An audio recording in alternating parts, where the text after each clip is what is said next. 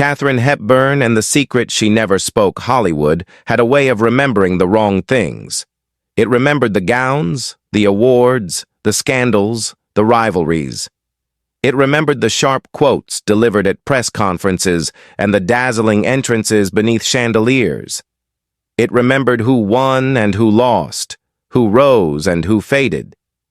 But it rarely remembered the quiet conversations that changed people, the private moments that redefined an entire life. Katharine Hepburn understood that better than anyone.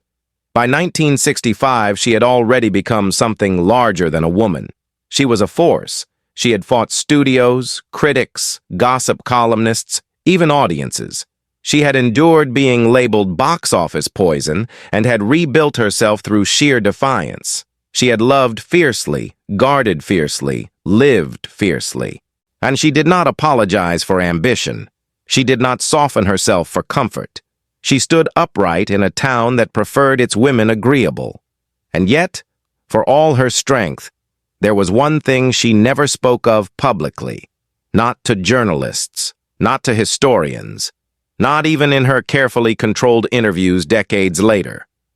It began, as many turning points do, with irritation.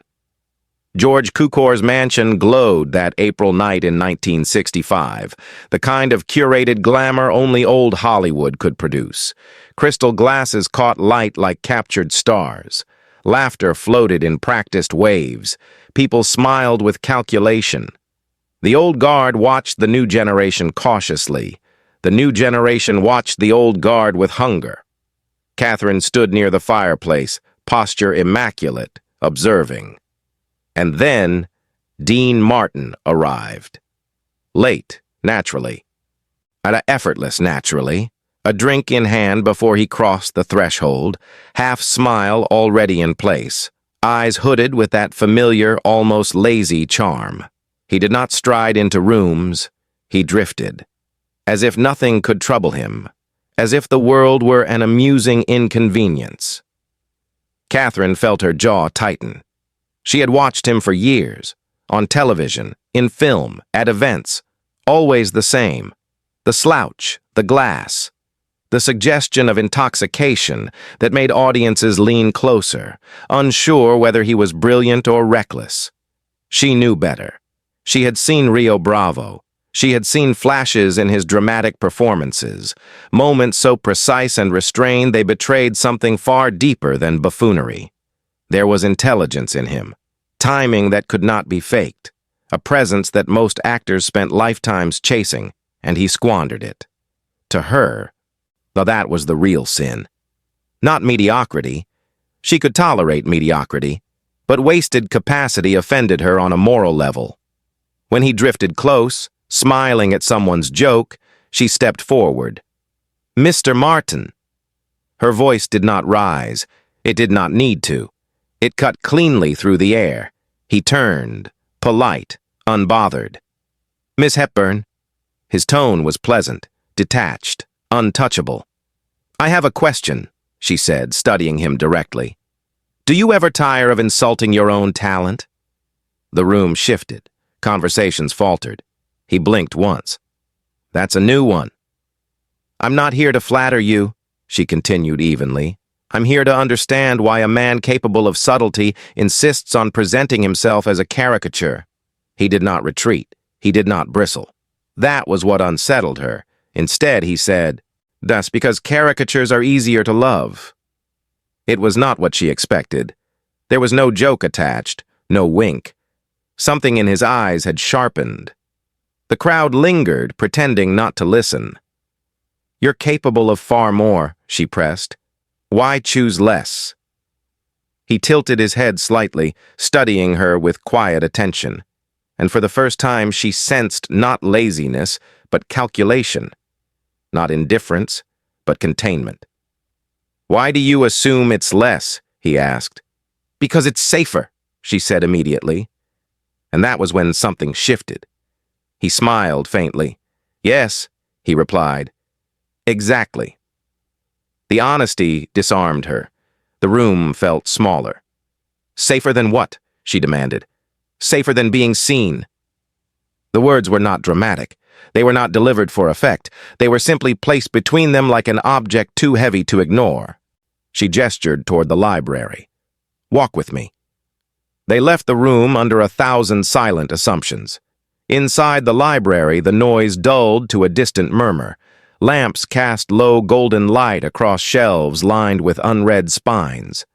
She closed the door. For a moment, neither spoke. Then she said, "Explain." Dean Martin did not sit immediately. He remained standing, hands loosely in his pockets, not casual now, but measured. "You think I don't know what I'm capable of?" he asked quietly. She did not answer. "I do," he continued, "and that's precisely the problem." He sat opposite her. "When you're very good at something," he said, "people start expecting things, depth, greatness, reinvention, risk, and when you give them that, they decide whether you're worthy. They dissect you." "You think I don't know that?" she replied sharply, and he met her gaze steadily. "You thrive on it." She opened her mouth to object, and stopped. He was not insulting her, he was observing. "You fight," he said. "You confront. You demand." "Yes," she said firmly, "because that's how one maintains integrity." "And I," he said, "maintain mine differently." She studied him. The glass in his hand no longer looked performative. It looked like a prop held out of habit. "What is it you're protecting?" she asked. He was quiet long enough that she thought he might retreat behind charm. He did not. "Myself," he said. The simplicity of it unsettled her. She had spent decades believing exposure was strength, that stepping into scrutiny proved resilience, that allowing the world to judge you openly was courage. Dean Martin had built a fortress made of laughter. "If they think I don't care," he continued calmly, "then they can't hurt what I care about." "And what is that?" she pressed. He hesitated. "My children, my peace, the parts of me that aren't for public consumption." There was no dramatics, no tremor, just clarity. She leaned back slowly. She had fought publicly, lost publicly, loved publicly, suffered publicly. He had hidden. Both had survived. "You're afraid," she said softly. "Yes," he replied. The word was neither defensive nor ashamed. And that was the moment something unexpected occurred. Her anger evaporated. Because bravery, she realized, was not uniform. There was bravery in confrontation. There was bravery in endurance. And perhaps, she thought reluctantly, there was bravery in sustaining an illusion so complete it kept your most fragile parts untouched. "I misjudged you," she said finally. "Yes," he agreed gently. "You did." There was no bitterness in it, only fact. They spoke for nearly an hour, about audiences, about expectation, about the way Hollywood devoured sincerity and rewarded myth.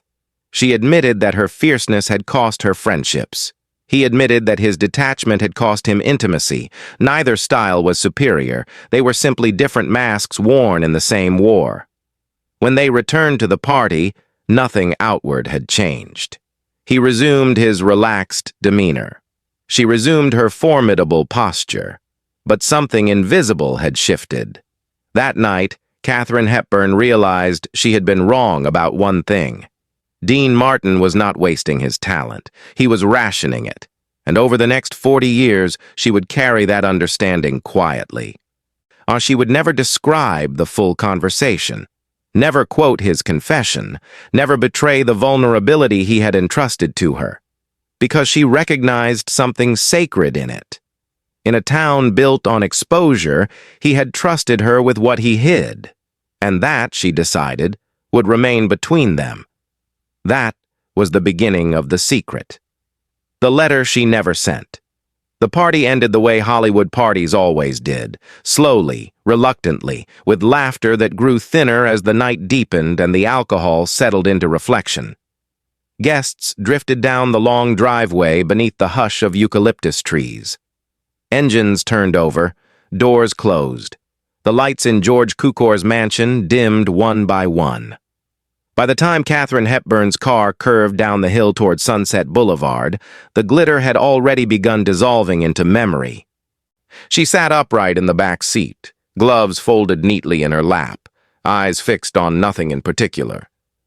She had spent decades mastering the art of dismissal. When something unsettled her, she confronted it, conquered it, then moved forward. But that evening would not obey that pattern. It followed her home. It followed her into the quiet of her sitting room.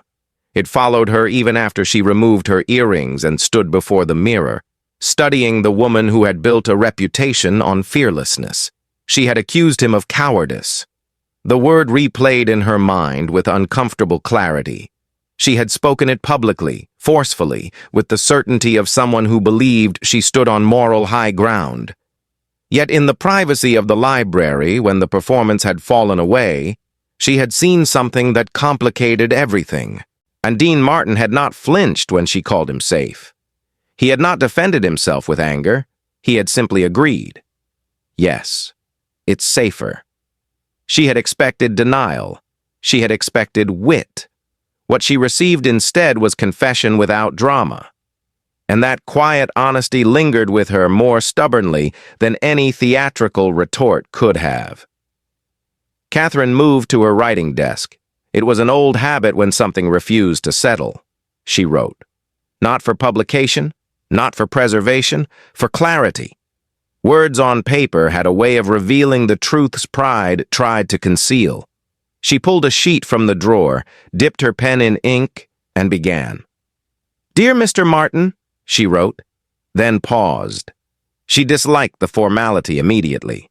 It felt distant, detached. She crossed it out and began again. "Dean," she wrote, and the name alone altered the tone of the room. The words came slowly at first. She admitted that her anger had not been entirely about him. It had been about her own exhaustion, the constant vigilance required to protect authenticity, the endless battle to be taken seriously. She had seen his detachment and mistaken it for indifference, when in truth it was strategy. She acknowledged that she had spent her life confronting the industry head-on, believing resistance to be the only honorable path. Yet perhaps there were other ways to endure.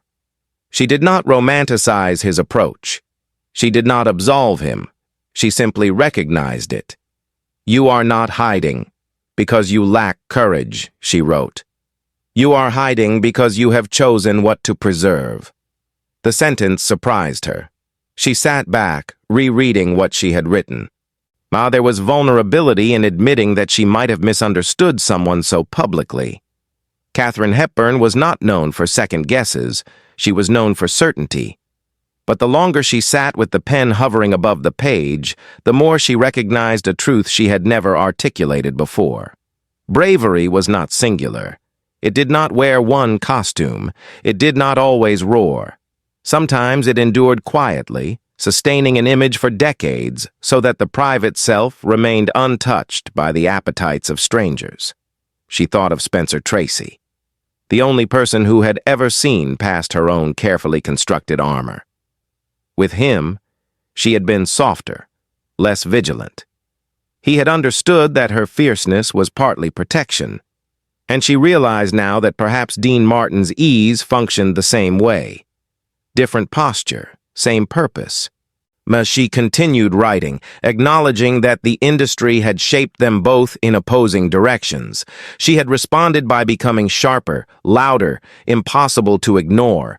He had responded by becoming lighter, harder to grasp. Both approaches demanded stamina. Both extracted cost.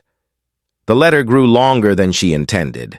It was no longer an apology. It was an examination, a reflection on survival, on image, on the strange paradox of fame, how the more visible one becomes, the more hidden one must remain to survive it. When she finished, the page trembled slightly in her hand, not from age but from recognition. She had not written to Dean Martin alone. She had written to herself. To the woman who had believed her way the only honorable way. To the part of her that had quietly envied the freedom his persona seemed to afford him. And she folded the letter carefully and placed it in an envelope, writing his name in her deliberate script. And then she did nothing. The envelope remained on her desk for 3 days. Each morning she considered sending it. Each evening she hesitated. What would it change, she wondered. He had not asked for apology. He had not demanded validation. He had offered truth and returned to his role. The secret of that evening had been contained, sacred in its privacy. Sending the letter might expose something that did not require exposure. On the 4th day, she placed the envelope inside a drawer. It would remain there for decades. Life as it does continued. Their paths crossed occasionally at premieres and award ceremonies. The public saw nothing unusual in their interactions. A nod, a brief exchange, that the faintest trace of shared understanding passing unnoticed by everyone else. If anyone expected lingering tension, they found none. There was instead something almost conspiratorial in their restraint. They never referenced the confrontation publicly, never indulged journalists fishing for rivalry, because the truth did not belong to gossip. Years passed, Hollywood transformed, new faces rose, old legends faded. Katharine continued working, continued fighting for roles that challenged her. Dean continued performing, maintaining the illusion with unbroken precision. Interviews framed him as carefree. Stories circulated about his onstage nonchalance. Audiences adored the persona. And yet on rare quiet evenings, Katharine would think of the library. Of the moment he had said, "If they think I don't care, they can't hurt what I care about." She began to watch him differently after that. In interviews, when he deflected with humor, she noticed the fraction of a second before the joke landed, the calculation, the decision. In performances, when he allowed sincerity to slip through briefly, she recognized the deliberate choice to withdraw again before exposure deepened. It was not laziness. It was regulation. He controlled how much the world could access. She respected that, not because she would have chosen it, but because she understood the discipline required to sustain it. In the late 1970s, when she gave an interview reflecting on the men she had encountered in her career, a journalist asked casually about Dean Martin. The tone suggested triviality, as though he were an anecdote rather than a figure of complexity. She responded more firmly than expected. "He is not what you think," she said. The journalist pressed for elaboration. She declined. There are some things, she believed, that must remain unpublicized. Not every revelation belongs to history. As she aged, she grew more reflective about her own armor. The industry had labeled her difficult, unyielding, uncompromising. She wore those labels proudly at times, but privately she acknowledged their cost. Relationships strained, collaborations faltered. Her independence had been necessary, but it had also been isolating. She wondered occasionally whether his approach had preserved more softness than hers had. And still, the letter remained in the drawer. She never destroyed it. She never mailed it. It existed as evidence, not of regret, but of understanding. A testament to the moment she realized that judgment without context is arrogance. In 1987, when tragedy struck Dean's family, she wrote to him again. This time, the note was brief. Condolences, respect, quiet solidarity. She did not reference the library. She did not mention masks. But the tone carried an intimacy only two people who have shared truth can recognize. He kept that letter. She never asked. The secret was not romantic. It was not scandalous. It was not a hidden affair or a dramatic confession of forbidden love. It was something far rarer in Hollywood. It was recognition. Recognition that the personas they embodied were choices shaped by pain, not vanity. Recognition that survival requires different disguises. Recognition that bravery can be loud or silent, confrontational or restrained. For 40 years, Katharine Hepburn carried that recognition quietly. She did not reveal it in memoirs. She did not exploit it for narrative flourish, because exposing it would have betrayed the trust inherent in that night. Some truths are not meant to be displayed. Some are meant to be guarded. And the letter in her drawer remained unopened by anyone but her, its ink fading slowly with time, preserving the one admission she never shared with the world. She had been wrong, and he had been braver than she understood. The day she almost broke her silence. By the late 1980s, Hollywood had entered a new era, louder, faster, more curious about the private lives of its legends than about their work. Television specials promised revelations. Biographies grew less reverent and more invasive. And the mystique that once protected stars of Katharine Hepburn's and Dean Martin's generation had begun to erode under the appetite of a new kind of fame, one that demanded confession as currency. Katharine had largely retreated from that circus. Age had not softened her, but it had clarified her priorities. She no longer attended parties. She declined most interviews. She spent her time in Connecticut, walking along the water when her health allowed, reading, remembering. Fame had long ago ceased to interest her. Legacy, however, was another matter. She cared deeply about how art endured. She cared less about how gossip traveled. It was during this period that a well-known biographer began researching a book about Dean Martin. The premise was predictable. Dismantle the myth. Expose the man behind the glass. The drunk act, the marriages, the friendships, the rumored loneliness. It was marketed as definitive, unflinching, necessary. The publisher believed audiences were ready for the truth. The biographer requested an interview with Katharine. She ignored the first letter. The second arrived weeks later, more persistent, more flattering.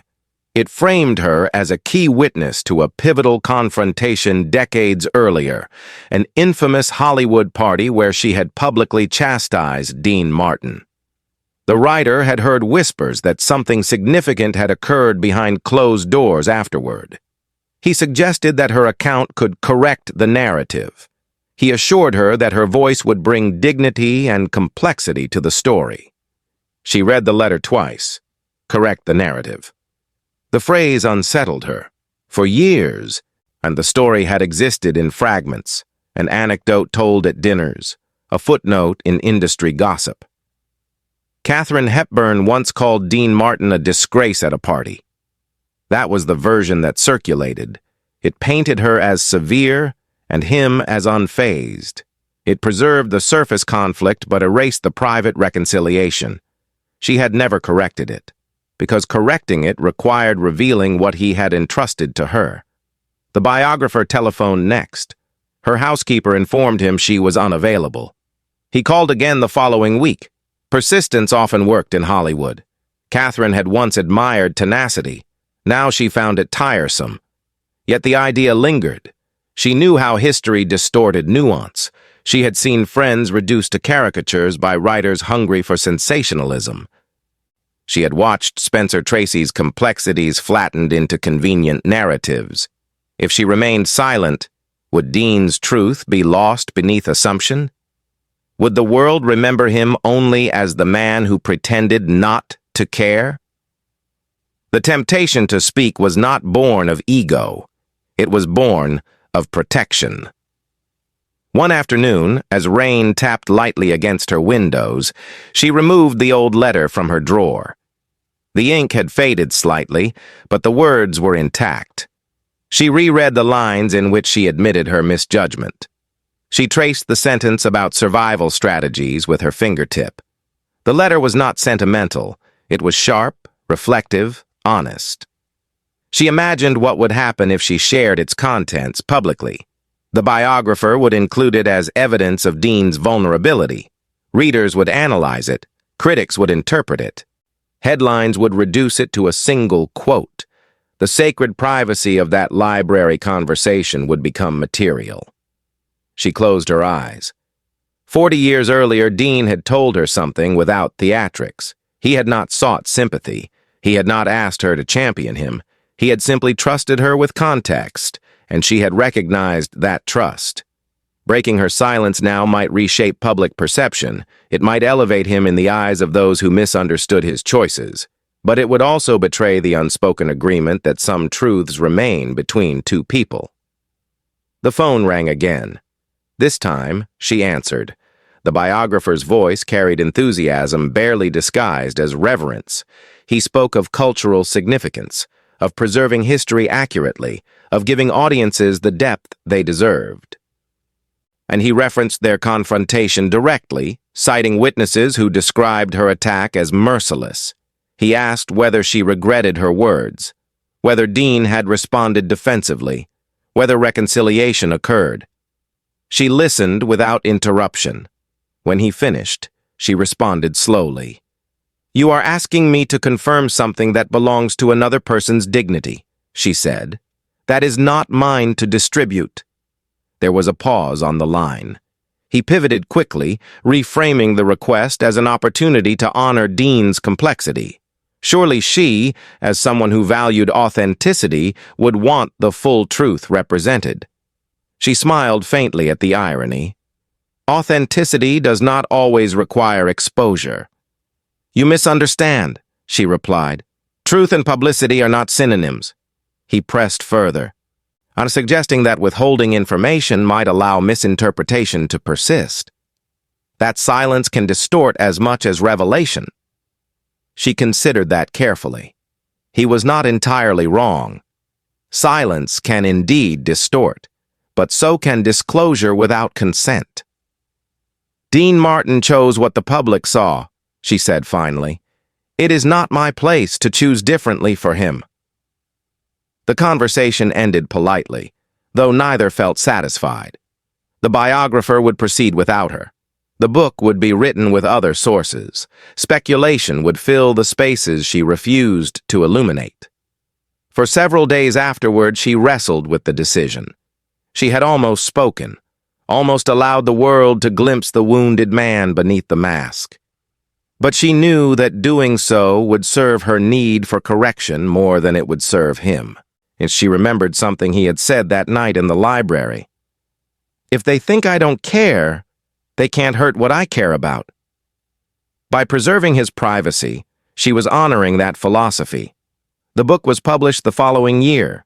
Reviews were mixed. Some praised its detail. Others criticized its sensationalism. It portrayed Dean as enigmatic, contradictory, sometimes careless. It touched briefly on their confrontation but lacked resolution. Readers were left with speculation rather than understanding. Katharine did not respond publicly. She read the book once, slowly, marking passages that felt unfair. There were many. She felt the familiar urge to correct, to clarify, to defend. But she closed the book and placed it on a shelf. Defending him publicly would require unveiling him privately. She chose restraint. In 1995, and when news broke of Dean's death on Christmas Day, she felt the quiet heaviness of finality. Whatever remained unsaid between them would remain unsaid forever. She attended no memorial. She issued no public statement. Grief, she believed, did not require announcement. That evening, she returned to the drawer. She unfolded the old letter and read it again, this time with a different awareness. The opportunity to send it had passed decades earlier. The opportunity to speak publicly had passed days ago. What remained was the knowledge that she had kept faith. Some secrets are not burdens, some are guardians. The following year, she granted one final extended interview for a documentary retrospective. The producers asked about the great men of her era, Cary Grant, Humphrey Bogart, Spencer Tracy. Near the end, almost as an afterthought, one interviewer mentioned Dean Martin. "People often misunderstood him," the interviewer said. "Did you?" She paused. This was the moment she had avoided for 40 years. Cameras rolled, lights glowed, audiences would hear whatever she chose to say. She felt the weight of that library again. The hush, the confession, the recognition. "I did," she answered simply. "Once." The interviewer leaned forward. "And what changed?" She considered how much to reveal. "He was braver than I thought," she said finally, "in a way that isn't obvious." There it was. Enough to challenge the caricature, not enough to betray the man. She offered no further elaboration. The segment aired with minimal commentary. Viewers debated what she meant, critics speculated about hidden conflicts, but the core remained protected. She had come closer than ever to breaking her silence, and she had chosen not to. Because the secret was not about scandal, it was about respect. And respect, once given, is not revoked for the sake of narrative convenience. In her final years, as memory softened and the boundaries between past and present blurred, she held on to certain moments with unusual clarity. The night in Cukor's library was one of them. Not because it was dramatic, not because it altered careers, but because it revealed something rare: two personas acknowledging each other without performance. When she passed in 2003, among her papers was a collection of unsent letters. Scholars cataloged them carefully. Some were personal reflections. Some were drafts of speeches never delivered. And there, folded between pages of an old script, was the letter addressed simply to Dean. It was never published. Her estate honored that choice. 40 years she had kept the secret, not because it was explosive, but because it was sacred. And sometimes, the truest measure of empathy is knowing when silence serves love better than revelation ever could.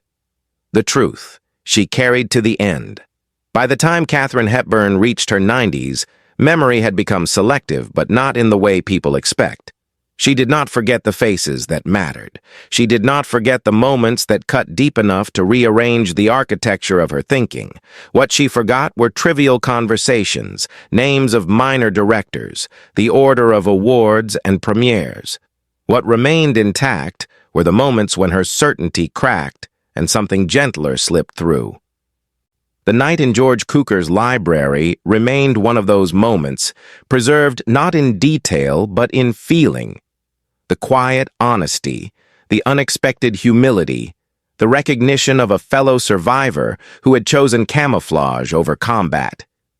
In her later years, journalists often tried to corner her with nostalgia.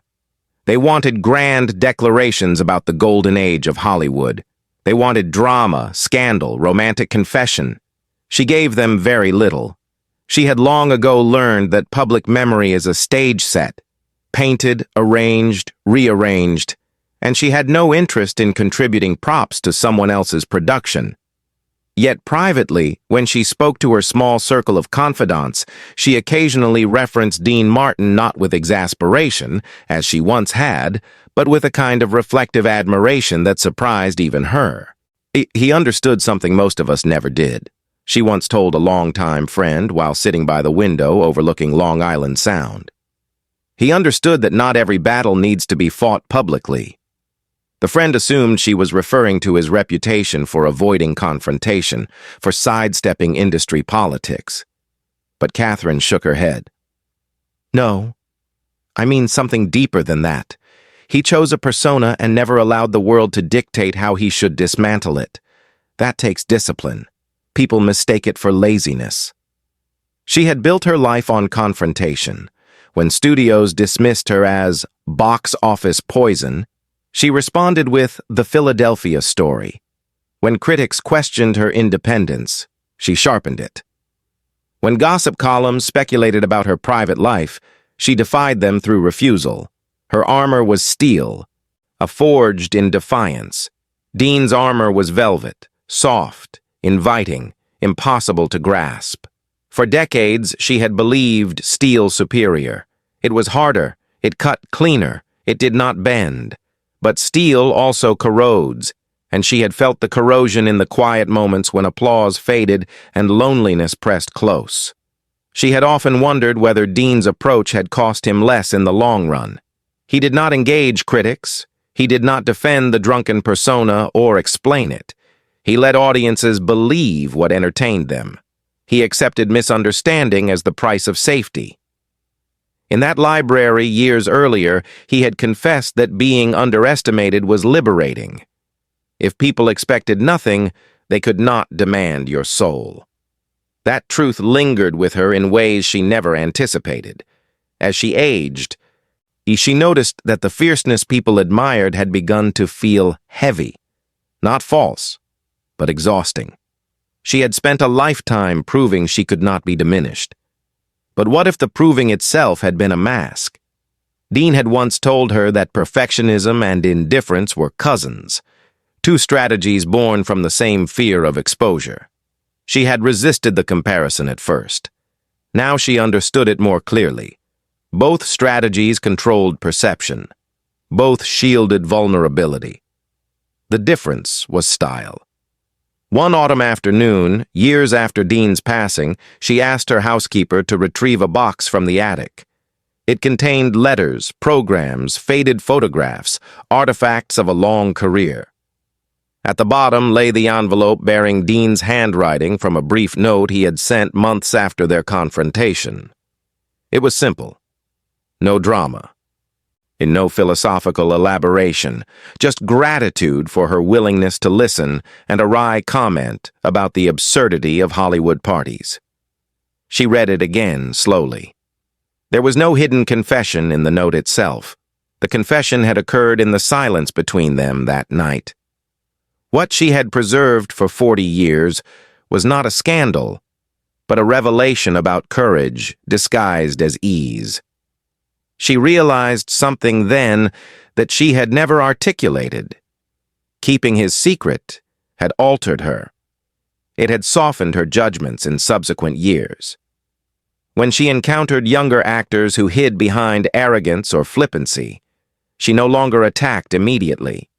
She watched more carefully. She asked questions before condemning. The night in Kukor's library had not transformed her personality, but it had refined it. It had inserted a pause between irritation and accusation. The pause became her private tribute to him. She began to understand that the secret she guarded was not about his childhood or his fear of failure. It was about dignity. He had trusted her with a vulnerable truth at a moment when she had publicly wounded him. He had offered explanation instead of retaliation. In doing so, he had demonstrated a kind of quiet bravery that did not align with her own model of courage, but matched it in integrity. When interviewers later described Dean as shallow or unserious, she corrected them gently, not by revealing his confession, but by adjusting the frame. He was deliberate, she would say. He knew exactly what he was doing. That was as close as she ever came to disclosure. She refused to paint him as tragic or tortured. He had not asked for rescue. He had asked for understanding.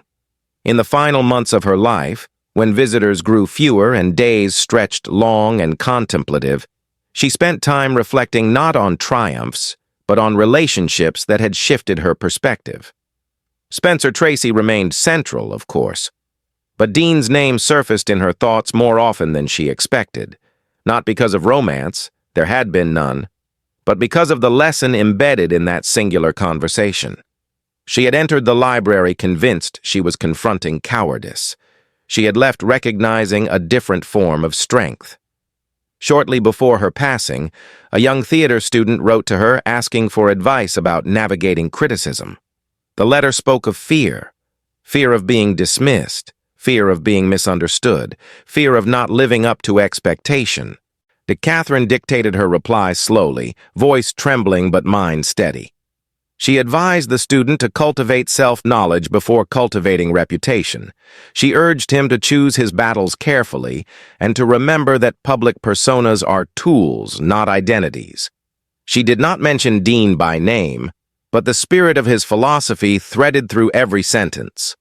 After her death, biographers once again revisited the rumor of the party confrontation. Some speculated that the secret she kept involved romance. Others imagined scandal. None came close. The truth was less sensational and more profound. It was about empathy, about the moment she recognized that her instinct to expose perceived weakness had itself been a form of blindness. The secret endured because it belonged to a private reckoning between two artists who had learned to survive in opposite ways. She had chosen to fight openly.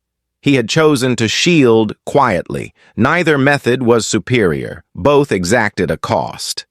But in recognizing each other's strategies without demanding change, they had reached an understanding rare in an industry built on illusion. In her final reflection, recorded on tape for archival purposes, she was asked what quality she valued most in a performer.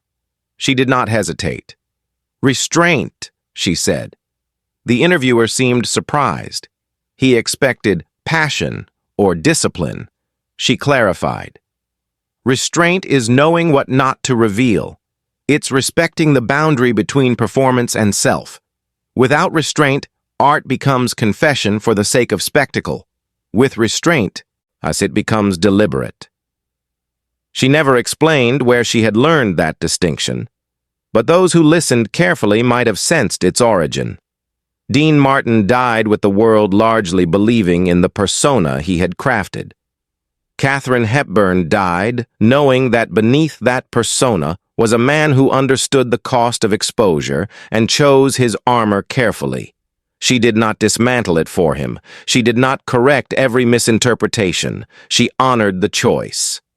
40 years she kept that understanding private, not because it would have ruined him if revealed, but because revealing it would have reduced it. Some truths lose power when displayed. Some truths are strengthened by silence. In the end, the secret was not about what Dean Martin hid from the world. It was about what Katharine Hepburn learned about herself when she stopped trying to tear down someone else's mask. It was about the humility required to admit that bravery takes many forms. It was about recognizing that resilience is not always loud. Sometimes it smiles, lifts a glass, and lets the world assume what it wishes.